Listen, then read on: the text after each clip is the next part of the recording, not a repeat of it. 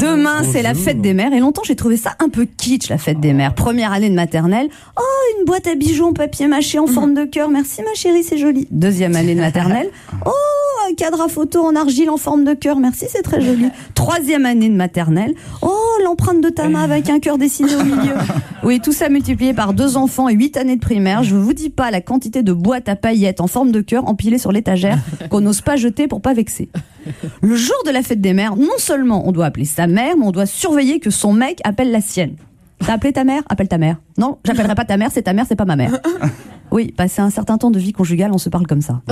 Ah bah c'est ça le couple, hein. Au début, on se chevauche fougueusement, puis on se parle cavalièrement, puis on trottine au pas avant de rentrer à l'écurie comme des bourrins. Trêve de métaphores équines. Oui, je dis ça pour ceux qui révisent le bac. Alors là, auditeurs ados, je vous vois lever la tête de vos cahiers en vous posant cette question quasi métaphysique. C'est quoi une métaphore ? Ah ouais, métaphore, c'est un truc pour mettre des bougies. Non, ça c'est un photophore. Hein. Métaphore, c'est une image. Ah ouais, on dit un métaphore. Je suis métaphore à Call of Duty. Non, mais j'exagère. Tous les ados ne sont pas des ânes. Certains sont merveilleusement cultivés. Simplement, ils n'ont pas les mêmes spécialités que nous. Ah, moi, je suis spécialiste en télé-réalité, surtout la famille Kardashian. Vas-y, pose-moi une question sur les enjeux à télé-réalité, je connais tout. Trêve de digression. Et là, toi, l'ado, tu relèves à nouveau la tête de ton cahier et tu demandes « C'est quoi digression ?» Et là, j'ai envie de te répondre, mais cherche dans le dictionnaire, car si je te réponds, ça fera encore une digression.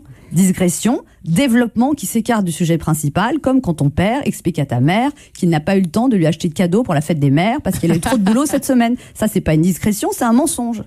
Souvent, pour la fête des mères, d'ailleurs, les mecs offrent des fleurs à leurs femmes. Alors profitez-en, parce que le prochain bouquet, c'est dans 9 mois pour la Saint-Valentin. Ah ouais, il y a 4 saisons, mais les mecs croient que les fleurs ne poussent que 2 fois par an. Alors d'ailleurs, pourquoi notre mec nous fera un cadeau pour la fête des mères alors qu'on passe notre temps à lui dire « Je suis pas ta mère ».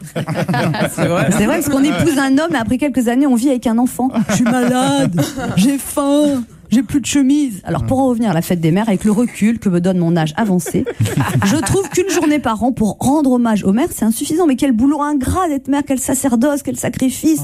Au début, tu te sens responsable de ton bébé, c'est stressant. Quand il est ado, tu essaies qu'il soit moins irresponsable, c'est fatigant.